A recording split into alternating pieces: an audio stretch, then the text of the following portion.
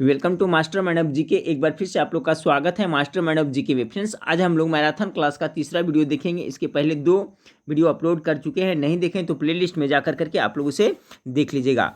इस वीडियो में टोटल 100 प्रश्न है फ्रेंड्स, ठीक है। 100 प्रश्न है और क्वेश्चन का लेवल है जो बहुत ही अच्छा है, बिल्कुल एग्जाम बेस्ड है, इसलिए पूरा प्रैक्टिस सेट जरूर देखिएगा। फ्रेंड्स, अभी तक चैनल को सब्सक्राइब नहीं किए हैं तो रिक्वेस्ट है कि चैनल को सब्सक्राइब कर बेल आइकन को जरूर दबा दें ताकि महत्वपूर्ण वीडियो का नोटिफिकेशन समय से मिलता रहे। वीडियो अच्छा लगे तो लाइक करना ना भूलिएगा फ्रेंड्स, दोस्तों में शेयर जरूर करिएगा। चलिए तो फटाफट देख लेते हैं 100 प्रश्न। आप लोग गेस करते चलिएगा, ठीक है फ्रेंड्स, इससे आपका रिवीजन होगा। बहुत सारे प्रश्न का जवाब आप लोग को पता होगा तो आप लोग गेस करते चलिएगा। पहला सवाल है, आंख के किस भाग पर वस्तु का प्रतिबिंब बनता है? सवाल नंबर 1 का करेक्ट आंसर क्या होगा? ऑप्शन नंबर सी हो जाएगा, रेटिना। ठीक है, थोड़ा वक्त मिलेगा फ्रेंड्स, क्वेश्चन मैं पढ़ता हूं, तब तक आप इसका आंसर आप लोग गेस कर लीजिएगा। सवाल नंबर 2 क्या है? सवाल नंबर 2 है, सोडियम क्लोराइड में उपस्थित कौन सी अशुद्धता नमी सोखती है? सवाल नंबर 2 का करेक्ट आंसर क्या होगा? ऑप्शन नंबर बी हो जाएगा, मैग्नीशियम क्लोराइड। सवाल नंबर 3 को देखें, मूल द्वारा वानस्पतिक प्रवर्धन इसमें होता है। मूल द्वारा वानस्पतिक प्रवर्धन किसमें होता है? बहुत ही अच्छा सवाल है फ्रेंड्स, गेस करिए। सवाल नंबर 3 का राइट आंसर क्या होगा? ऑप्शन ए में पोटैटो, साइनोडोन, स्वीट पोटैटो और या ब्रायोफाइल्स है, ठीक है फ्रेंड्स। तो इसका जो 3 नंबर सवाल है, इसका करेक्ट आंसर हो जाएगा ऑप्शन नंबर ए, यानी पोटैटो, यानी आलू में आपको मूल द्वारा वनस्पतिक प्रवर्धन होता है। ऑप्शन नंबर ए इसका करेक्ट आंसर हो जाएगा। सवाल नंबर 4 को देखिए फ्रेंड्स, कि विद्युत अपघटनीय प्रक्रिया में कौन सा तत्व नहीं होता है? सभी क्वेश्चन बिल्कुल एग्जाम बेस्ड है फ्रेंड्स, इसलिए पूरा प्रैक्टिस सेट आप लोग जरूर देखिएगा।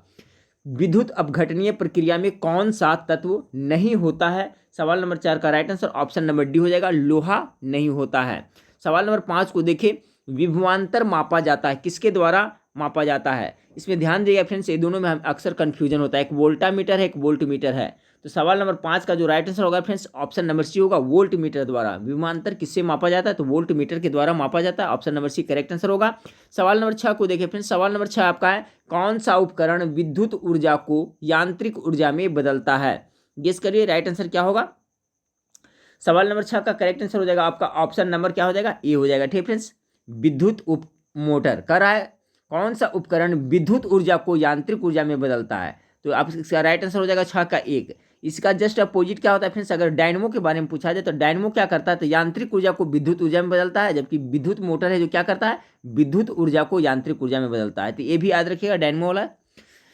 अगला सवाल को देखते हैं। अगला सवाल आपका है कि जल जिसमें कैल्शियम अथवा मैग्नीशियम के घुलनशील लवण होते हैं कहलाता है, क्या कहलाता है?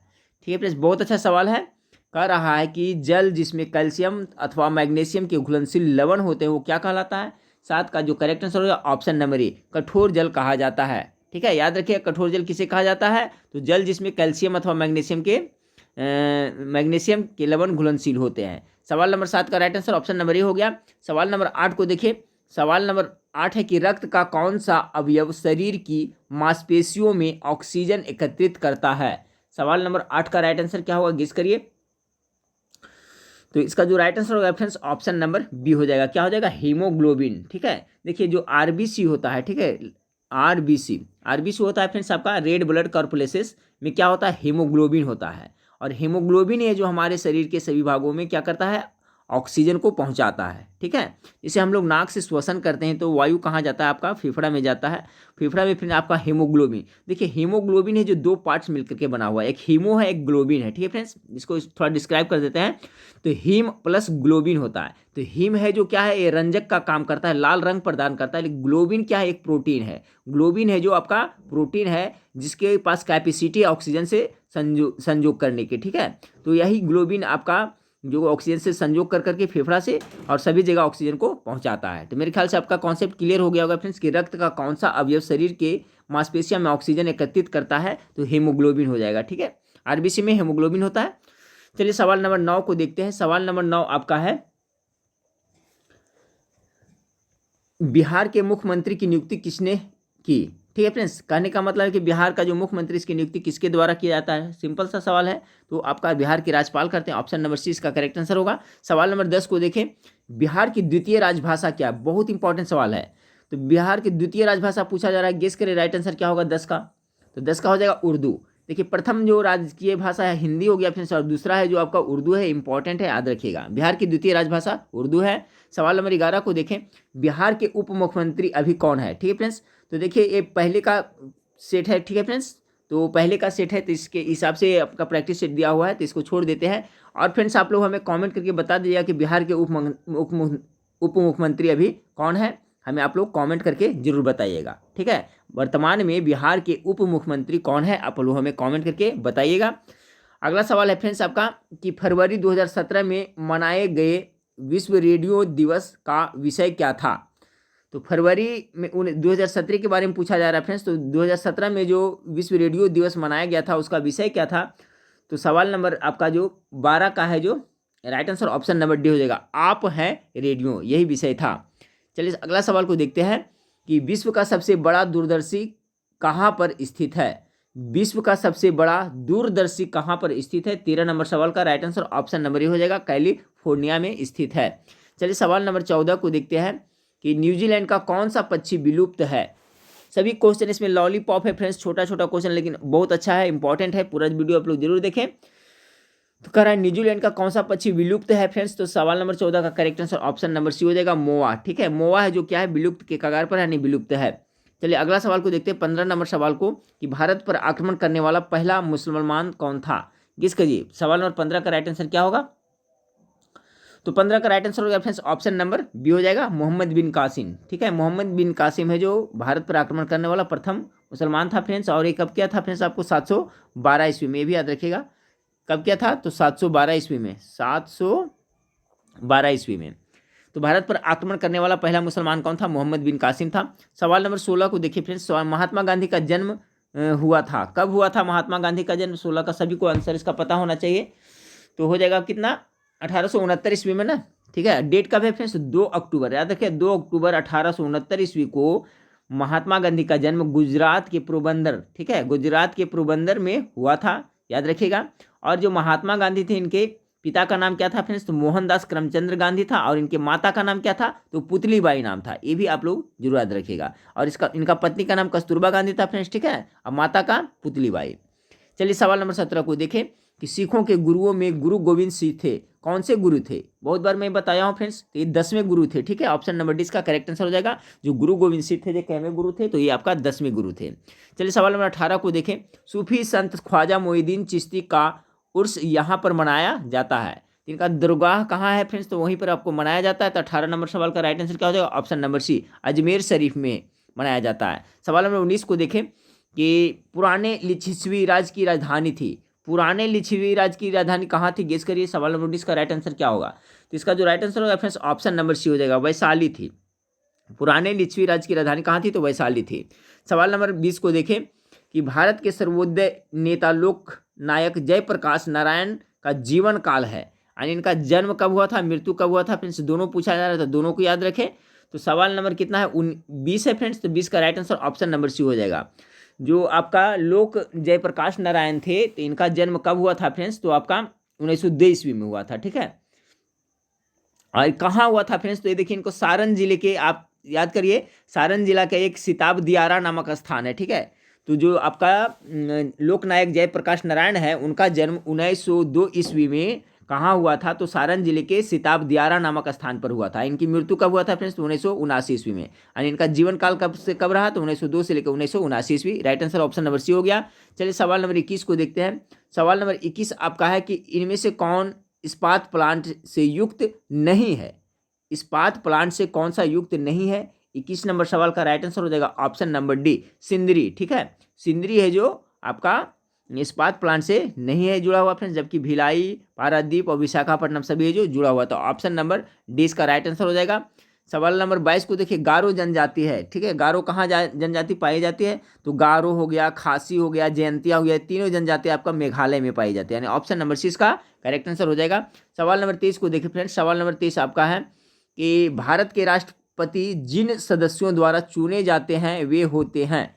भारत के राष्ट्रपति जिन सदस्यों द्वारा चुने जाते हैं वे होते हैं, कौन होते हैं? 23 नंबर सवाल का राइट आंसर हो जाएगा friends option number C, parliament एवं राज्य के विधानसभाओं के।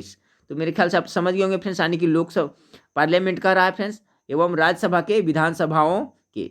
सवाल इस तरह से देखिए पूछा गया कि भारत के राष्ट्रपति जिन सदस्यों द्वारा, यानी भारत के जो राष्ट्रपति है जो चुने जाते हैं जिन सदस्यों से, वे कौन है? तो पार्लियामेंट और क्या? राज्य के विधानसभा के।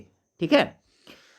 सवाल नंबर 24 को देखिए। सवाल नंबर 24 है, इनमें से कौन भारत के राष्ट्रपति द्वारा नियुक्त नहीं है? यानी किन की नियुक्ति राष्ट्रपति के द्वारा नहीं होती, यही पूछा जाता है। सवाल नंबर उलट करके पूछा गया फ्रेंड्स। तो 24 का राइट आंसर क्या होगा? Option number D. ठीक है, उपराष्ट्रपति की नियुक्ति राष्ट्रपति के द्वारा नहीं होती है फ्रेंड्स। बाकी आपका राजदूत का, प्रधानमंत्री का, भारत के मुख्य न्यायाधीश का, इन सभी की नियुक्ति है जो राष्ट्रपति के द्वारा होता है फ्रेंड्स। और बहुत सारे हैं जिनका, जैसे भारत के नियंत्रक एवं महालेखा परीक्षक का नियुक्ति कौन करता है? तो राष्ट्रपति करता है। राज्य के राज्यपाल की नियुक्ति कौन करता है? तो राष्ट्रपति करता है। और आपका मुख्य चुनाव आयुक्त का नियुक्ति कौन करता है फ्रेंड्स? तो आपका राष्ट्रपति करता है। भारत के महान्यायवादी की नियुक्ति कौन करता है? राष्ट्रपति करता है। तो इसका कॉन्सेप्ट भी आप लोग जरूर याद रखिएगा, इसे पूछा जाता है। तो राजदूत हो गया, प्रधानमंत्री हो गया, भारत के मुख्य न्यायाधीश हो गया, और आप बहुत सारा बताए, सबके नियुक्ति जो राष्ट्रपति करता है, जबकि उपराष्ट्रपति की नहीं। ऑप्शन नंबर डी इसका राइट आंसर हो गया।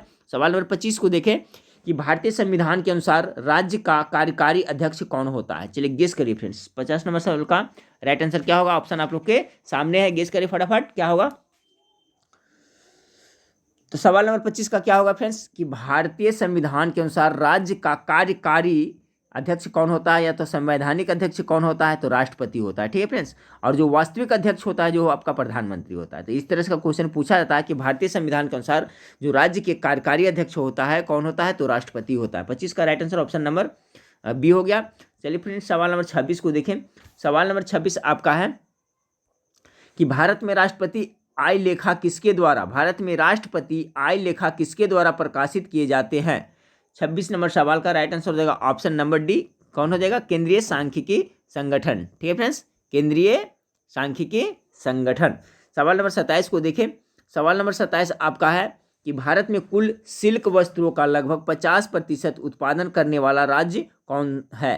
तो 50 सिल्क वस्त्र का उत्पादन कौन सा राज्य में अधिक होता है फ्रेंड्स? सवाल नंबर 27 का right answer option number D हो जाएगा, कर्नाटका में। ठीक है, भारत में कुल सिल्क वस्त्रों का लगभग 50% उत्पादन करने वाला राज्य कौन है? तो आपका कर्नाटका है। ऑप्शन नंबर डी इसका बिल्कुल राइट आंसर होगा 27 का। चलिए सवाल नंबर, हाँ फिर तो सवाल नंबर 28 को देखिए। सवाल नंबर 28 बहुत इंपॉर्टेंट है कि विख्यात सोमनाथ मंदिर को किसने नष्ट किया था? तो किसने नष्ट किया था फ्रेंड्स, गेस करें, राइट आंसर क्या होगा? तो इसका हो जाएगा आपका सुल्तान महमूद, यानी सुल्तान महमूद गजनवी। पूरा नाम क्या था? महमूद गजनवी। हम लोग जानते हैं, सभी को पता है फ्रेंड्स कि जो महमूद गजनवी जो भारत पर कितने 17 बार आक्रमण किए थे और कितना 1025 ईस्वी में। ठीक है, कब? आपको 1025 ईस्वी में इन्होंने सोमनाथ के मंदिर पे आक्रमण किया था, हमला किया था फ्रेंड्स, और उसकी सारी संपत्ति लूट ली थी और उसे नष्ट कर दिया था। तो याद रखिएगा। एक पूछा जाता है फ्रेंड्स आपका कि नालंदा विश्वविद्यालय का निर्माण किसने किया था? तो कुमारगुप्त ने, और उसको नष्ट किसने किया था? तो बख्तियार खिलजी ने। और दूसरा ये पूछा जाता है कि विख्यात सोमनाथ मंदिर को किसने नष्ट किया था? तो महमूद गजनवी ने, यानी ऑप्शन नंबर सी, सुल्तान महमूद गजनवी ने 1025 ईस्वी में इस पर आक्रमण कर संपत्ति लूट लिया था और नष्ट कर दिया था। सवाल नंबर 29 को देखिए फ्रेंड्स। सवाल नंबर 29 आपका है कि हर्षवर्धन के साम्राज्य के समय जो चीनी पर्यटक भारत आया था वह कौन था? हर्षवर्धन के शासनकाल में कौन चीनी यात्री आया था फ्रेंड्स, गेस करें। सवाल नंबर 29 का राइट आंसर हो जाएगा आपका ऑप्शन नंबर बी, हेनस्वांग आया था। ठीक है, कौन आया था? हेनस्वांग आया था हर्षवर्धन के शासनकाल में। अगला है कनिष्क राजा थे। कनिष्क किस वंश के राजा थे? 30 नंबर सवाल का ऑप्शन नंबर क्या हो जाएगा? सी, कुषाण वंश के थे। सवाल नंबर 31 को देखें। अशोक महान पुत्र थे। अशोक किसके बेटा था फ्रेंड्स मौर्य साम्राज्य में? तो 31 नंबर सवाल का क्या हो जाएगा? बिंदुसार का। ठीक है, बिंदुसार के बेटा अशोक थे। देखिए बिंदुसार या बिंबिसार में अक्सर विद्यार्थी कंफ्यूज होते, तो इसका कॉन्सेप्ट क्लियर रखिएगा। अशोक महान पुत्र किसके थे? तो बिंदुसार के बेटा थे, मौर्य समाज से संबंधित। और ये बिंबिसार है फ्रेंड्स, ये क्या है? हर्यक वंश के संस्थापक थे। ठीक है, ये भी याद रखिए, बिंबिसार जो हर्यक वंश के संस्थापक थे। और इनके बिंबिसार के पुत्र का नाम क्या था? तो अजातशत्रु था। ये भी जरूर याद रखिएगा। यहाँ था अशोक महान पुत्र किसके थे? तो बिंदुसार का। अगला सवाल को देखते हैं कि पृथ्वी अपनी धुरी पर घूमती है। पृथ्वी अपनी धुरी पर घूमने में कितना समय लगाता है? 32 नंबर सवाल का राइट आंसर क्या होगा? आप लोग फटाफट गेस करें। तो 32 का क्या हो जाएगा आपका? ऑप्शन नंबर सी हो जाएगा, 23 घंटा 6 मिनट कितना 4 सेकेंड में एक चक्कर लगाती है अपनी धुरी पे। सवाल नंबर 32 का जो राइट आंसर हो जाएगा ऑप्शन नंबर क्या? सी हो जाएगा। ठीक है, सवाल नंबर 33 को देखें। सवाल नंबर 33 है, ग्रह जो सूर्य की परिक्रमा करने में 88 दिन लगाता वह कौन है? तो 88 दिन में कौन परिक्रमा कर लेता है पूरा सूर्य के? फ्रेंड्स गेस करें 33 का, तो यह हो जाएगा आपका बुध ग्रह हो जाएगा। ठीक है, बुध है जो सूर्य का सबसे नजदीक ग्रह है। ठीक है फ्रेंड्स, और ये कितने दिन में? तो 88 दिन में इसका परिक्रमा कर लेता है। सबसे नजदीक ग्रह बुध ही है। ऑप्शन नंबर 20 का करेक्ट आंसर हो जाएगा। सवाल नंबर 34 को देखिए। सवाल नंबर 34 आपका है, सवाल नंबर 33 का राइट आंसर बुध हो गया फ्रेंड्स। ठीक है, सवाल नंबर 34 देखें कि राज्यसभा में सदस्यों की अधिकतम संख्या होती है, कितनी अधिकतम संख्या हो सकती है बताया सवाल है फ्रेंड्स, फटाफट गेस करें। तो इसका 250 हो जाएगा अधिकतम। और देखिए राज्यसभा के जो सदस्य होते हैं फ्रेंड्स, उनके आयु न्यूनतम कितनी होनी चाहिए? तो 30 वर्ष होनी चाहिए। ये जरूर याद रखिएगा, ये भी पूछा जाता है। सवाल नंबर 35 को देखिए, जो सदस्य लोकसभा के अध्यक्ष का चुनाव करते हैं वे होते हैं, जो सदस्य लोकसभा के अध्यक्ष का चुनाव करते हैं वे क्या होते हैं? तो सवाल नंबर 35 का जो आपका करेक्ट आंसर हो जाएगा ऑप्शन नंबर डी, लोकसभा के ही होते हैं। ठीक है, जो सदस्य लोकसभा के अध्यक्ष का चुनाव करते हैं वे किसका होते हैं? तो लोकसभा के ही सदस्य होते हैं। चलिए अगला सवाल को देखते हैं कि मुख्य न्यायाधीश के अतिरिक्त उच्चतम न्यायालय में न्यायाधीशों की संख्या होती है, कितनी होती है? 36 का राइट आंसर क्या होगा फ्रेंड्स? तो पुराना अनुसार आपका ऑप्शन नंबर सी हो जाएगा। अभी तो फिलहाल इसमें बढ़ाने का प्रस्ताव चल रहा है फ्रेंड्स। ठीक है, लेकिन पहले क्या होता था कि 30 था जो अन्य न्यायाधीश और एक मुख्य न्यायाधीश होता था। ठीक है, तो उसी हिसाब से पहले का प्रैक्टिस सेट है, तो ऑप्शन नंबर सी इसका राइट आंसर होगा उसी हिसाब से। अगला सवाल को देखते हैं फ्रेंड्स। अगला सवाल है, भारत के प्रथम गवर्नर जनरल थे, भारत के प्रथम गवर्नर जनरल कौन थे? गेस करें। सवाल नंबर 37 का राइट आंसर क्या होगा? सवाल नंबर 37 का राइट आंसर क्या होगा? फटाफट गेस करें फ्रेंड्स। तो सवाल नंबर 37 का जो राइट आंसर हो जाएगा friends option number D, Lord William batting. Lord William batting थे जो भारत के प्रथम गवर्नर जनरल थे। इसमें कंफ्यूज नहीं होना फ्रेंड्स। अगर बंगाल का अगर प्रथम गवर्नर जनरल कौन था पूछे जाए फ्रेंड्स, तो ये आपका वारेन हेस्टिंग्स हो जाएगा, तो सिर्फ बंगाल का हो जाएगा। लेकिन पूरे भारत का गवर्नर जनरल प्रथम कौन था? तो लॉर्ड विलियम बेटिंग था। ऑप्शन नंबर डी इसका बिल्कुल राइट आंसर हो जाएगा। सवाल नंबर 38 को देखें कि भारत सरकार सबसे ज्यादा राजस्व एकत्रित करती है, किससे करती है? 38 का जो करेक्ट आंसर हो जाएगा फ्रेंड्स ऑप्शन नंबर डी, आबकारी से करती है। यानी भारत सरकार सबसे ज्यादा राजस्व एकत्रित करती किसे? तो आबकारी कर से एकत्रित करती है। 38 का right answer option number D हो जाएगा। नाबार्ड नाम है, नाबार्ड क्या है फ्रेंड्स? चलिए जिसका स्थापना कब हुआ था पहले वो बता देते हैं। 1982 में हुआ था। ठीक है, नाबार्ड की स्थापना कब हुआ था? 1982 में। तो नाबार्ड क्या है? 39 नंबर सवाल का राइट आंसर क्या होगा? ऑप्शन नंबर सी होगा, कृषि की सहायता के लिए विशिष्ट बैंक है नाबार्ड, जिसकी स्थापना कब हुआ था? तो 1982 में हुआ था, ये भी याद रखिएगा।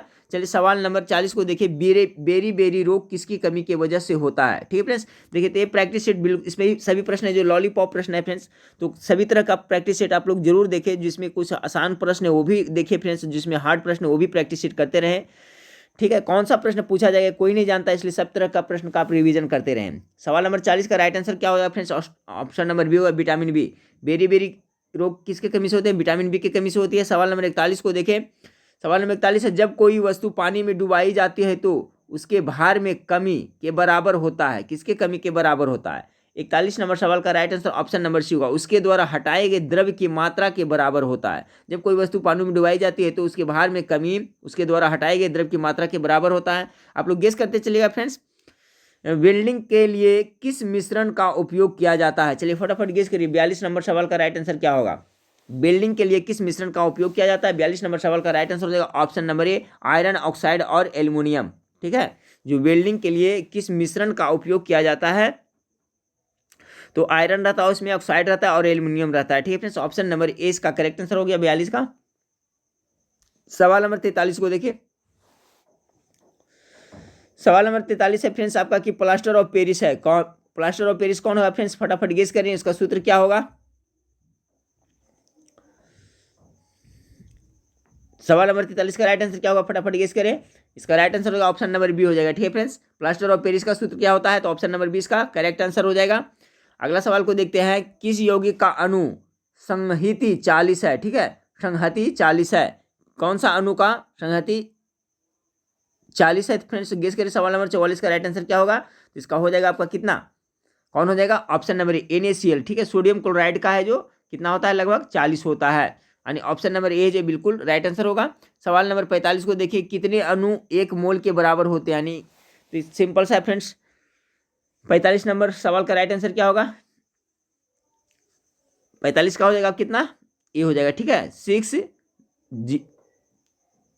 6.023 इंटू 10⁻10 के पावर कितना हो गया 23 हो गया। ठीक है, 6.023 इंटू 10⁻23।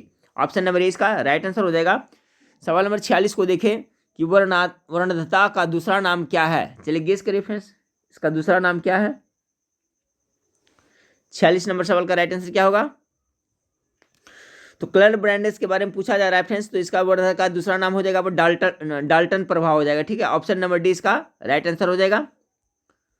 अगला सवाल को देखते हैं कि वायुजीवी श्वसन के दौरान किसका पूर्ण ऑक्सीकरण होता है। वायुजीवी श्वसन के दौरान किसका पूर्ण ऑक्सीकरण होता है। सवाल नंबर 47 का राइट आंसर क्या होगा, गेस करें फटाफट। तो हो जाएगा इसका ग्लूकोज का। ठीक है, किसका होता है तो ग्लूकोज का। देखिए बहुत ही अच्छा सवाल है कि वायुजीवी श्वसन के दौरान किसका पूर्ण ऑक्सीकरण होता है, तो आपका जो ग्लूकोज का ऑक्सीकरण होता है। सवाल नंबर 48 को देखिए, आवर्त सारणी किसने तैयार की थी।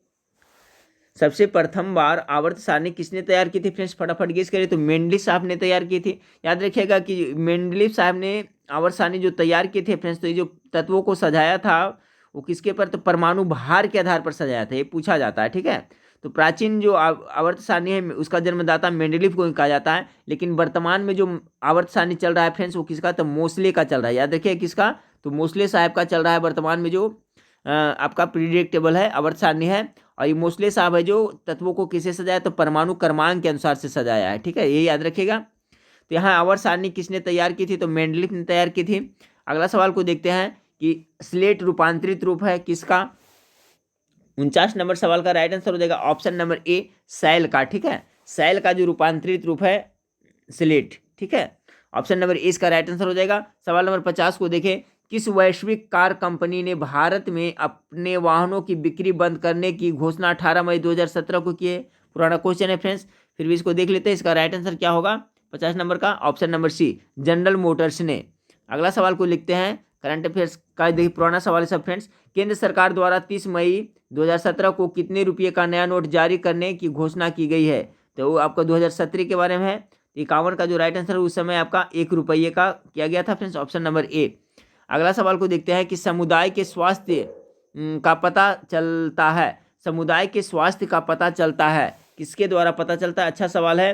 तो ये आपका मृत्यु दर से पता चलता है। ठीक है फ्रेंड्स, याद रखें समुदाय के जो स्वास्थ्य का पता चलता है किसके, तो मृत्यु दर के से ही आकलन किया जाता है। तो ऑप्शन नंबर सी इसका करेक्ट आंसर होगा। सवाल नंबर 53 को देखिए, मध्य प्रदेश के नेपानगर में है। ठीक है, तो नेपानगर में क्या है, किसके लिए प्रसिद्ध है, मेरे ख्याल से इसका जवाब सबको पता होना चाहिए। तो न्यूज प्रिंट फैक्ट्री आपका वहाँ है फ्रेंड्स नेपानगर में, कागज उद्योग के लिए भी आप लोग जानते होंगे। ठीक है, तो ऑप्शन नंबर बी इसका बिल्कुल राइट आंसर हो जाएगा। 53 का मध्य प्रदेश के नेपानगर। कभी कभी पूछा जाता है नेपानगर कहाँ पड़ता है, तो आपका मध्य प्रदेश में पड़ता है, याद रखिएगा। सवाल नंबर 54 को, त्रिपिटक धार्मिक ग्रंथ है किसका है। 54 नंबर सवाल का क्या हो जाएगा आपका, बौद्ध धर्मों का हो जाएगा, ऑप्शन नंबर डी इसका राइट आंसर हो जाएगा। चलिए सवाल नंबर 55 को देखें। टोटल 100 प्रश्न हम लोग देखेंगे फ्रेंड्स जीके जीएस का। सभी प्रश्न अच्छा है, देखिए वीडियो पूरा। दिल्ली चलो का नारा किसने दिया था, 55 का करेक्ट आंसर हो जाएगा, ऑप्शन नंबर क्या हो जाएगा फ्रेंड्स, डी।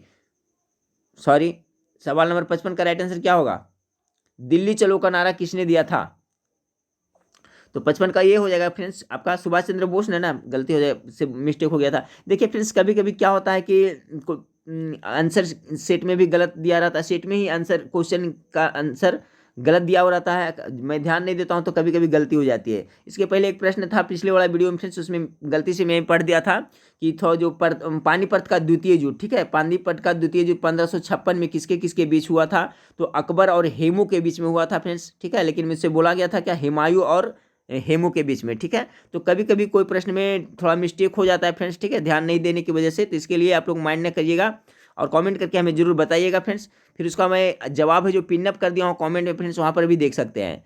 तो दिल्ली चलो का नारा किसने दिया था, तो आपको सुभाष चंद्र बोस ने दिया था, सभी को पता, ऑप्शन नंबर इसका राइट आंसर हो जाएगा। सवाल नंबर 56 को देखें, भारत की बुलबुल किसे कहा जाता है, ठीक है, नाइटिंगेल ऑफ इंडिया किसे कहा जाता है फ्रेंड्स, मेरे ख्याल से सबको पता होगा। इस तरह से भी पूछा जाता है, इस तरह से भी पूछा जाता है, नाइटिंगेल ऑफ इंडिया या तो भारत की बुलबुल किसे कहा जाता है, तो सरोजिनी नायडू कहा जाता है, ऑप्शन नंबर बी इसका करेक्ट आंसर होगा। सवाल नंबर 57, गर्म पानी के स्रोत यहाँ है, गर्म पानी का स्रोत क्या है आपका, राजगृह में गर्म पानी का स्रोत है। एक प्रश्न आप पूछा जाता है, रज्जू मार्ग कहाँ स्थित है, तो वो भी राजगृह में है फ्रेंड्स, वो भी जरूर याद रखिएगा। अगला सवाल आपका है कि सिंधु घाटी सभ्यता के लोग पूजा करते थे, सिंधु घाटी सभ्यता के लोग पूजा किसके करते थे? सवाल नंबर 58 का करेक्ट आंसर क्या होगा? फटाफट आप लोग गेस करें। 58 का जो हो जाएगा right answer option number C, Pashupati की पूजा करते थे। सिंधु घाटी सभ्यता के लोग किसकी पूजा करते थे? पशुपति करते थे। 58 का सी हो गया। अब सवाल नंबर 59 को देखें। सवाल नंबर 59 है, पानीपत की तीसरी लड़ाई हुई थी, कब हुई थी तीसरी लड़ाई? फ्रेंड्स फटाफट गेस करें। तो सवाल नंबर 59 का राइट आंसर क्या होगा? 59 का राइट आंसर हो जाएगा ऑप्शन नंबर बी हो जाएगा 1761 ईस्वी में। देखिए पानीपत की तीनों लड़ाई का मैं कॉन्सेप्ट अभी क्लियर कर देता हूँ फ्रेंड्स, ठीक है, आप लोग जरूर याद रखिएगा। पानीपत की जो प्रथम लड़ाई हुई थी कितना फ्रेंड्स? तो 1526 ईस्वी में। किसके किसके बीच में हुई थी फ्रेंड्स? तो आपका बाबर और इब्राहिम लोदी के बीच में हुई थी। पानीपत की प्रथम लड़ाई 1500 कितना में? तो आपका 26 में हुआ था। पानीपत का द्वितीय लड़ाई कब हुआ था फ्रेंड्स? 1556 ईस्वी में हुआ था। किसके किस बीच में? अकबर और हेमू के बीच में। और पानीपत की तीसरी लड़ाई 1761 में हुआ था फ्रेंड्स, और किसके किसके बीच? तो अहमद शाह अब्दाली, ठीक है, और मराठों के बीच में आपको हुआ था, जिसमें फ्रेंड्स मराठों की हार हुई थी। तो ये भी याद रखिएगा, पानीपत का जो तृतीय लड़ाई है जो अहमद शाह अब्दाली और मराठों के बीच में हुई थी। तो तीनों का कॉन्सेप्ट क्लियर हो गया था फ्रेंड्स, ठीक है। इसी में मेरा गलती हुआ था, आपका पानीपत की द्वितीय लड़ाई में मैं बता दिया था फ्रेंड्स आपका हुमायूं और किसके? अकबर के बीच में, ठीक है, लेकिन हुआ था सॉरी हुमायूं और हेमू के बीच में, जबकि हुआ था किसके किसके बीच में फ्रेंड्स? तो आपका अकबर और हेमू के बीच में हुआ था। चलिए सवाल नंबर 60 को देखें कि जो राज्य नहर सिंचाई पर सर्वाधिक आश्रित है वह है, ठीक है। तो नहर से सबसे सिंचाई ज़्यादा कहाँ होती है आपको ये बताना है फ्रेंड्स। सवाल नंबर 60 का गेस करें। तो देखिए जो ऑप्शन दिया हुआ है फ्रेंड्स उस हिसाब से सबसे ज़्यादा सिंचाई नहर से आंसर की के हिसाब से आपका पंजाब देता है, यानी ऑप्शन नंबर सी दे रहा है फ्रेंड्स, ठीक है, 60 का सी। अगला सवाल को देखते हैं फ्रेंड्स कि भारत के सुदूर पूर्व में जो देश सर्वाधिक लंबी सीमा बनाता है वह कौन है? भारत के सुदूर पूर्व में, ठीक है, देश सर्वाधिक लंबी सीमा बनाता वह कौन है? 61 नंबर सवाल का राइट आंसर क्या होगा फ्रेंड्स? तो देखिए सुदूर पूर्व कर रहा है फ्रेंड्स, तो आपका राइट आंसर दे देगा ऑप्शन नंबर बी, म्यांमार का। भारत के सुदूर पूर्व में जो देश सर्वाधिक लंबी सीमा बनाता वह क्या है? तो म्यांमार है, ठीक है। 61 का right answer option number B हो जाएगा फ्रेंड्स। ऐसे क्वेश्चन पूछा जाता है फ्रेंड्स आपका कि भारत का जो सीमा है किस देश के साथ सर्वाधिक लगता है फ्रेंड्स, इस तरह से सिंपली तो सभी को पता होगा बांग्लादेश के साथ लगता है फ्रेंड्स, और सबसे कम किसके साथ लगता है? तो अफगानिस्तान के साथ लगता है। लेकिन प्रश्न देखिए यहाँ पर पूछा हुआ कि भारत के सुदूर पूर्व में जो, ठीक है, सुदूर पूर्व में जो देश सर्वाधिक लंबी सीमा बनाता है वह कौन सा है? तो आपका म्यांमार हो जाएगा। अगला सवाल को देखिए फ्रेंड्स कि उस शहर का देशांतर क्या है जहाँ का स्थान समय 6 बजे शाम है, जबकि ग्रीनविच और समय 4 बजे शाम है। तो गेस करें फ्रेंड्स इसका राइट आंसर क्या होगा? 62 का, तो 62 का हो जाएगा ऑप्शन नंबर ए, 30 डिग्री पूर्व। उस शहर का देशांतर क्या है जहां स्थान समय 6 बजे शाम है, जबकि ग्रीनविच समय कितना है? तो आपका 4 बजे है। तो क्या हो जाएगा? 30 डिग्री पूर्व। अब ऐसा किस लिए होगा फ्रेंड्स? तो देखिए आप निकाल सकते हैं 1 डिग्री देशांतर, 1 डिग्री देशांतर बराबर कितना होता है? तो 4 मिनट होता है। अब देखिए कितना का अंतर है फ्रेंड्स यहाँ पर? तो 2 घंटा का है। तो 2 घंटा का अंतर है, तो 2 घंटा में कितना मिनट हुआ? 2 घंटा में 120 मिनट हुआ। तो 120 मिनट में आप 4 से भागा दीजिएगा तो कितना आ जाएगा फ्रेंड्स? 4 तिया 12 आ जाएगा, ठीक है, कितना? 30 डिग्री आ जाता है कि नहीं? तो आप लोग ये भी जरूर याद रखिएगा कि 1 डिग्री देशांतर बराबर कितना मिनट होता है? 1 डिग्री देशांतर बराबर कितना मिनट होता है? तो 4 मिनट होता है। तो देखिए वो याद रहेगा तो आप यहाँ पर आराम से निकाल भी सकते थे। कह रहा था उस शहर का देशांतर क्या है जहाँ का समय 6 बजे शाम है और ग्रीनविच कितना है? समय है 4 बजे। तो 2 घंटा का फासला है, तो 1 मिनट में होता है कितना? 1 डिग्री में होता है 4 होता है फ्रेंड्स। तो 30 डिग्री में कितना होगा? 30 × 20 = 2 घंटा 120 मिनट। ऑप्शन नंबर इसका राइट आंसर है। मेरे ख्याल से आप लोग समझ गए होंगे फ्रेंड्स। सवाल नंबर 63 को देखिए। सवाल नंबर 63 आपका है कि विभिन्न राजनैतिक दलों की स्वीकृति राष्ट्रीय पार्टी अथवा प्रादेशिक पार्टी के रूप में कौन प्रदान करता है? 63 नंबर सवाल का राइट आंसर क्या हो जाएगा? चुनाव आयोग करता है। ऑप्शन नंबर 20 का बिल्कुल राइट आंसर होगा। सवाल नंबर 64 को देखिए। पंचायती राज लागू किया गया, 64 का राइट आंसर क्या होगा? फटाफट गेस करें। पंचायती राज लागू किया गया कब? 64 का सही गेस करें फ्रेंड्स। राइट आंसर होगा फ्रेंड्स ऑप्शन नंबर डी, कितना? 1959 ईस्वी में, ठीक है। आपका 2 अक्टूबर 1919 1959 ईस्वी में, ठीक है फ्रेंड्स, जो भारत के प्रथम प्रधानमंत्री जवाहरलाल नेहरू थे, उन्हीं के द्वारा राजस्थान के राज्य के नागौर जिले में इसका शुभारंभ किया गया था, पंचायती राज का। ठीक है फ्रेंड्स, तो आज राइट आंसर क्या हो जाएगा? ऑप्शन नंबर डी हो जाएगा, 1959 ईस्वी में। चलिए सवाल नंबर 65 को देखें कि उपचुनाव कराया जाता है कितने सालों के बाद? 65 का राइट आंसर क्या हो जाएगा फ्रेंड्स? तो उपचुनाव कभी होता है, कोई इसका टाइम टेबल नहीं, कभी नहीं। ऑप्शन नंबर डी इसका राइट आंसर हो जाएगा। ठीक है, याद रखिएगा कि उपचुनाव कराया जाता है तो 5 साल, 3 साल, 2 साल नहीं होगा फ्रेंड्स, कभी नहीं। ऑप्शन नंबर डी इसका बिल्कुल राइट आंसर हो जाएगा, उपचुनाव नहीं होता है।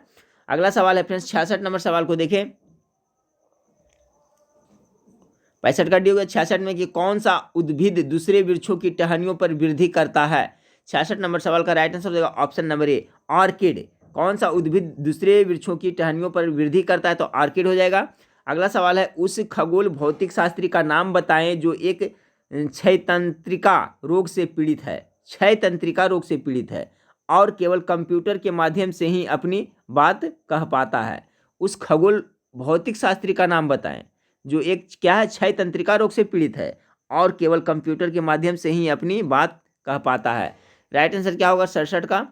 सवाल नंबर 67 का जो राइट आंसर हो जाएगा फ्रेंड्स ऑप्शन नंबर सी हो जाएगा। क्या नाम उनका? Stephen Hawking.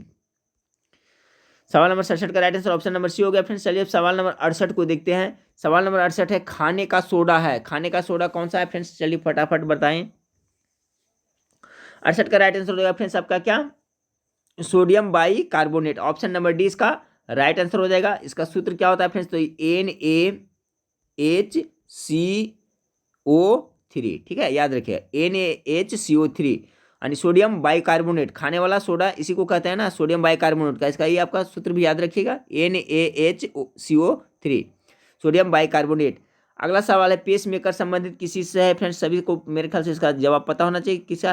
हृदय से है ना। ऑप्शन नंबर सी इसका राइट आंसर है। पेस मेकर किसे? हृदय से संबंधित है। सवाल नंबर 70 के सूर्य से आती हुई पराबैंगनी किरणें से कौन हमें बचाती है? कौन बचाते हैं फ्रेंड्स? तो ओजोन गैस बचाते हैं ना, ओजोन परत ना। तो क्या होगा 70 का? 70 का राइट आंसर क्या हो जाएगा आपका? ओजोन, यानी ऑप्शन नंबर बी O3। ठीक है, O3 को क्या कहते हैं? ओजोन गैस कहते हैं ना।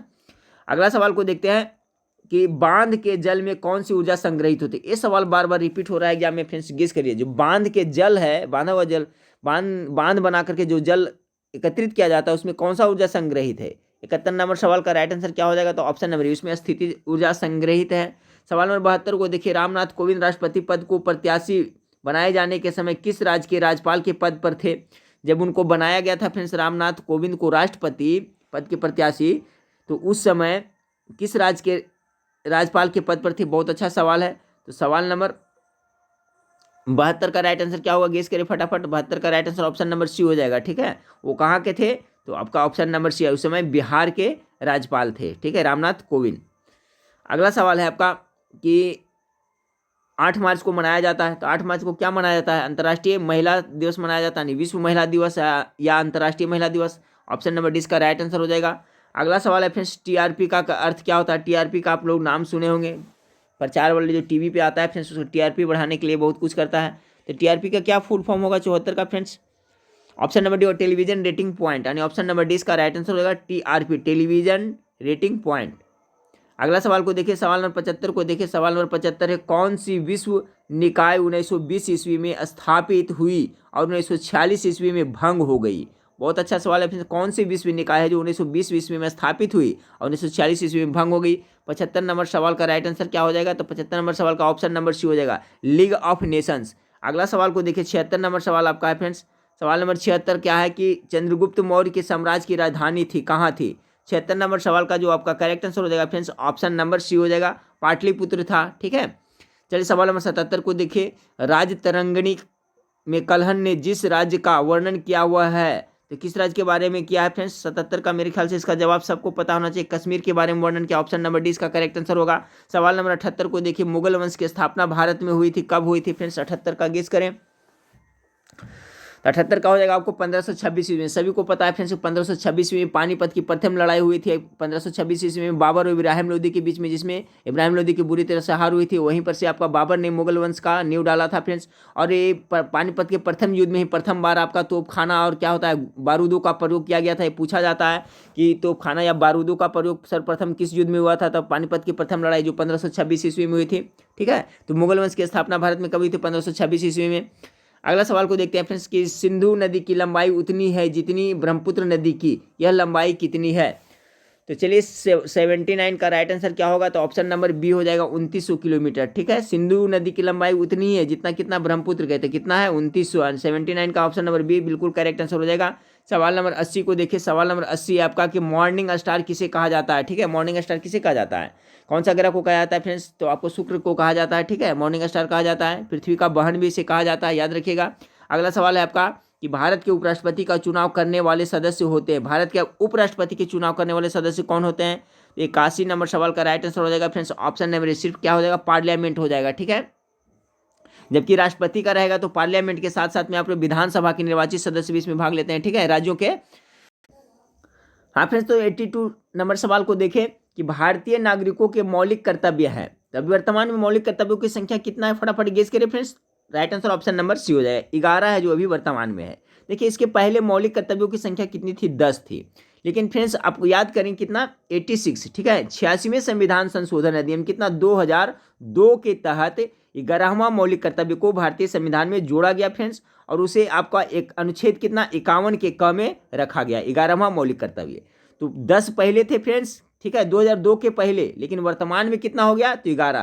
तो ये भी याद रखिए, पूछा जाता है कि भारतीय संविधान में 11वां मौलिक कर्तव्य कब जोड़ा गया? तो 2002 ईस्वी में। कौन सा संविधान संशोधन? तो 86वें संविधान संशोधन के तहत आपको जोड़ा गया। और ये 11वां मौलिक कर्तव्य है वो क्या है फ्रेंड्स कि 6 से 14 वर्ष के बच्चों के प्राथमिक शिक्षा प्रदान करना सभी गार्जियन से लेकर के राज्य सरकार से लेकर के केंद्र सरकार सभी की ये रिस्पॉन्सिबिलिटी बनते मौलिक कर्तव्य है। ठीक है, यानी 6 से 14 वर्ष के बच्चे को निःशुल्क अनिवार्य शिक्षा देना ये सभी के लिए मौलिक कर्तव्य 11वां बन गया। तो अब कितने हैं फ्रेंड्स? टोटल 11 है। तो मौलिक कर्तव्य कितना हो गया फ्रेंड्स? 11। तो मौलिक अधिकार कितना है? तो अधिकार टोटल कितना है? 6 है, याद रखिएगा। ठीक है, पहले मौलिक अधिकारों की संख्या जो मूल संविधान था उसमें कितना था? 7 था फ्रेंड्स। लेकिन संपत्ति के अधिकार को हटा करके हटा दिया गया, इसलिए अभी मौलिक अधिकारों की संख्या कितना है? तो टोटल 6 है। अब इसमें कंफ्यूजन होता है फ्रेंड्स, तो एक मैं ट्रिक बताता हूं। कभी कभी कंफ्यूज होता है फ्रेंड्स कि मौलिक कर्तव्य कितना है और मौलिक अधिकार कितना है। तो ध्यान रखिए फ्रेंड्स, कर्तव्य है जो क्या हमेशा अधिक होता है। ठीक है, कर्तव्य अधिक करना भी चाहिए। तो आप एक ट्रिक बैठा लिए कि मौलिक कर्तव्य कितना है, तो जैसे ही कर्तव्य रहेगा फ्रेंड्स तो जिसका संख्या ज्यादा है, तो देखिए इसका कितना है? कर्तव्य का संख्या ज्यादा हो गया। और मौलिक अधिकार का कितना है? तो 6 है। तो इस तरह से कुछ याद रखिए, कर्तव्य वाला है जो आपका ज्यादा है, कर्तव्य ज्यादा करना चाहिए। अगला सवाल को लेते हैं कि उच्चतम न्यायालय के न्यायाधीश के अवकाश ग्रहण की उम्र क्या है? 83 का right answer option number C हो जाएगा, 65 वर्ष हो जाएगा। अगला सवाल है फ्रेंड्स कि परमाणु के नाभिक में होते हैं क्या क्या होता है? देखिए मान लीजिए परमाणु है फ्रेंड्स, तो परमाणु के नाभिक होते हैं, यहाँ क्या होता है? P+N होते हैं। इलेक्ट्रॉन है जो क्या वृत्ताकार पथों पर घूमते रहते हैं, यानी प्रोटॉन और न्यूट्रॉन होते हैं, यानी ऑप्शन नंबर आपका बी करेक्ट आंसर हो जाएगा, परमाणु के नाभिक में। अगला सवाल को देखते हैं फ्रेंड्स कि फास्फोरस का कौन सा अयस्क नहीं है? तो राइट आंसर हो जाएगा ऑप्शन नंबर डी, ग्रेनाइट है जो फास्फोरस का अयस्क नहीं है। जबकि फास्फोराइट और फ्लोरापाटाइट और क्लोरापाटाइट ये सभी है जो फास्फोरस के अयस्क है, जबकि ग्रेनाइट आपका नहीं है।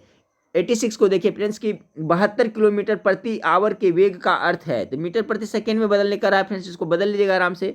देखिए यहाँ पर 72 है, इसको बदलिएगा क्या किलोमीटर में, तो मीटर में बदलिएगा तो कितना 1000 से यहाँ पर मल्टीप्लाई हो जाएगा। और फिर नीचे कितना है फ्रेंड्स आपका 1 घंटा है, यानी कि 60 मिनट, 60 मिनट सेकेंड में बदलना है फ्रेंड्स, तो कितना हो जाएगा आपका 6×6 36 हो जाएगा। ठीक है, 36 पे कितना 2 शून्य हो जाएगा, इसको काट दे, 2 शून्य से 2 शून्य हो गया, 36 दूना कितना होता है 72 होता है, 10 दूनी 20 मीटर प्रति सेकेंड हो जाएगा। ठीक है, ऑप्शन नंबर सी इसका बिल्कुल राइट आंसर हो जाएगा। अगला सवाल है फ्रेंड्स आपका 87 का कि कौन सी भौतिक मात्रा जड़त्व का मापन है? 86 का राइट आंसर क्या होगा? तो कौन सी भौतिक मात्रा है जो आपका जड़त्व का मापन है? तो 87 का राइट आंसर हो जाएगा ऑप्शन नंबर बी, द्रव्यमान। अगला सवाल को लेते हैं फ्रेंड्स कि गतिज ऊर्जा का समीकरण कौन सा है? 88 का, तो क्या हो जाएगा फ्रेंड्स आपका ऑप्शन नंबर ए इसका बिल्कुल राइट आंसर है। गतिज ऊर्जा का समीकरण आपका ए है, ऑप्शन नंबर ए बिल्कुल राइट आंसर है। 89 को देखिए, कौन सा अंग पाचित भोजन में विषालु पदार्थों का अवशोषण करता है? बहुत अच्छा सवाल है। इसका राइट आंसर होगा फ्रेंड्स आपका लीवर। ठीक है, कौन सा अंग पाचित भोजन में विषालु पदार्थों का अवशोषण करता है? तो लीवर। लीवर यानी क्या हो गया फ्रेंड्स आपका यकृत। याद रखिए क्या होता है यकृत। यकृत है जो मानव शरीर का क्या है फ्रेंड्स सबसे बड़ा ग्लैंड है, याद रखिएगा। सबसे बड़ा ग्रंथि अगर जो पूछे मानव शरीर में कौन सा है तो ये आपका यकृत है फ्रेंड्स। यकृत से ही आपका पीत रस का स्राव होता है, ये भी पूछा जाता है। तो बहुत सारा जीके जी इसमें बन रहा है फ्रेंड्स, सबको याद रखें। कौन सा अंग पाचित भोजन में विषालु पदार्थों का अवशोषण करता है? तो लीवर। लीवर यानी यकृत। यकृत है जो मानव शरीर का सबसे बड़ा ग्रंथि है। पीत रस का स्राव कहाँ से होता है? तो आपका यकृत से होता है, और ये जमा कहाँ होता है? पित्ताशय में होता है। अगला सवाल आपका फ्रेंड्स की पुष्प में द्विनिषेचन के पश्चात गुणसूत्र की संख्या है। 90 नंबर सवाल का राइट आंसर हो जाएगा ऑप्शन नंबर सी। क्या हो जाएगा? त्रिगुणित हो जाएगा इसका राइट आंसर। बहुत अच्छा सवाल है फ्रेंड बायोलॉजी का कि पुष्प में द्विनिषेचन के पश्चात गुणसूत्र की संख्या कितना है? तो त्रिगुणित हो जाएगा। अगला सवाल को लेते हैं। अगला सवाल आपका है कि जीवित कोशिकाओं की प्रक्रिया को नियंत्रित करती है। जीवित कोशिकाओं की प्रक्रिया को नियंत्रित कौन करती है? 91 नंबर सवाल का जो राइट आंसर हो जाएगा ऑप्शन नंबर ए हो जाएगा nucleus. Option number A correct answer है। सवाल नंबर 92 को देखिए, किस जीव में कशाभ पाया जाता है?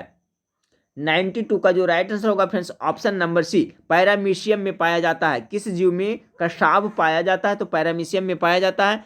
93 नंबर सवाल को देखिए फ्रेंड्स कि रसोई गैस में मुख्यतः होती है। तो देखिए रसोई गैस होते हैं, इसमें मुख्य रूप से क्या होता है फ्रेंड्स आपका मीथेन होता है। ठीक है, ऑप्शन नंबर सी इसका बिल्कुल राइट आंसर हो जाएगा।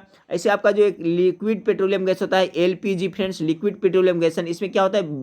प्रोपेन और ब्यूटेन होता है। ठीक है, लेकिन ये इस तरह से पूछा जा रहा है फ्रेंड्स आपका कि रसोई गैस में मुख्यतः क्या होती है? तो ये आपका मीथेन होती है। ठीक है, अगला सवाल को लेते हैं 94 को। रक्त का कौन सा घटक शरीर के अंगों को ऑक्सीजन पहुंचाता है? तो कौन सा पहुंचाता है? इससे संबंधित देखिए प्रश्न पहले भी इसी सेट में हम लोग देख चुके हैं फ्रेंड्स।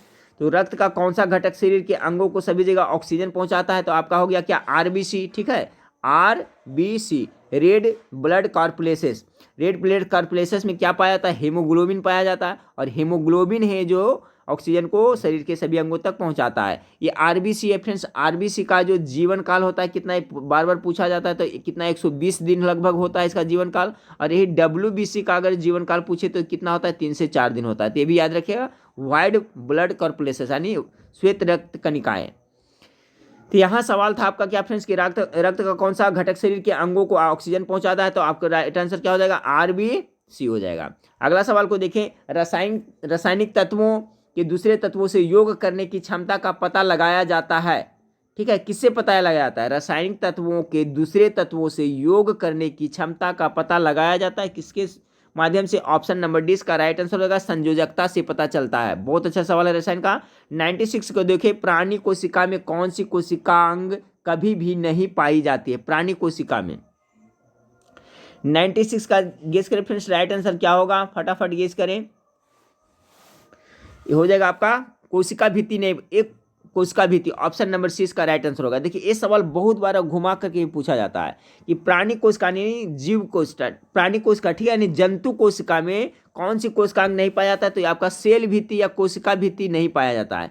कोशिका भित्ति है जो किस में पाया जाता है? तो पादप कोशिका में। पादप मतलब क्या होता है? फिर पेड़ पौधा वाला कोशिका में पाया जाता है। इसी के चलते दोनों में अंतर होता है। तो देखिए यही पूछा है कि प्राणी कोशिका में कौन सा अंग कभी नहीं पाया जाता है? तो सेल भित्ति यानी कोशिका भित्ति जो आपका प्राणी कोशिका में नहीं पाया जाता है, जबकि किस में पाया जाता है? पादप कोशिका में पाया जाता है। 97 को देखिए फ्रेंड्स कि मानव के कायिक कोशिका में गुणसूत्र होते हैं। तो कितने गुणसूत्र होते हैं फ्रेंड्स? जोड़ा पूछेगा तो कितना होगा? 23 हो जाएगा। लेकिन उसमें पूछ रहा है क्या? मानव के कायिक कोशिका में गुणसूत्र होते हैं। कुल पूछ रहा है, तो कुल क्या हो जाएगा? आपका ऑप्शन नंबर सी हो जाएगा। देखिए इसमें अक्सर विद्यार्थी कंफ्यूज होते हैं। यहाँ पर अगर पूछेगा कि मानव कायिक कोशिका में गुणसूत्रों के कितने जोड़े होते हैं, क्या जोड़े होते हैं? जोड़े कहेगा तो 23 हो जाएगा। ठीक है फ्रेंड्स, लेकिन पूछ रहा है, डायरेक्ट पूछ रहा है गुणसूत्र कितने होते हैं? तो 46 होते हैं। भारत है ये क्या है फ्रेंड्स? गेस करें इसका। 98 का राइट आंसर क्या होगा? तो भारत एक क्या है? धर्मनिरपेक्ष राष्ट्र है, सभी को पता है। Option number A right answer होगा। 99 देखिए, विश्व बैंक का दूसरा नाम क्या है? 99 का राइट आंसर क्या होगा? तो ऑप्शन नंबर सी IBRD। ठीक है, विश्व बैंक का दूसरा नाम क्या है? तो IBRD। ठीक है फ्रेंड्स, और विश्व बैंक का मुख्यालय कहाँ पड़ता है फ्रेंड्स? तो आपको वाशिंगटन डीसी में पड़ता है, ये भी याद रखिएगा। तो विश्व बैंक का दूसरा नाम IBRD है। इस वीडियो का लास्ट सवाल को देखते हैं फ्रेंड्स। संयुक्त राष्ट्र संघ की स्थापना कब हुई थी? पहले भी बता चुका हूँ फ्रेंड्स। कितना? 24 अक्टूबर। कितना?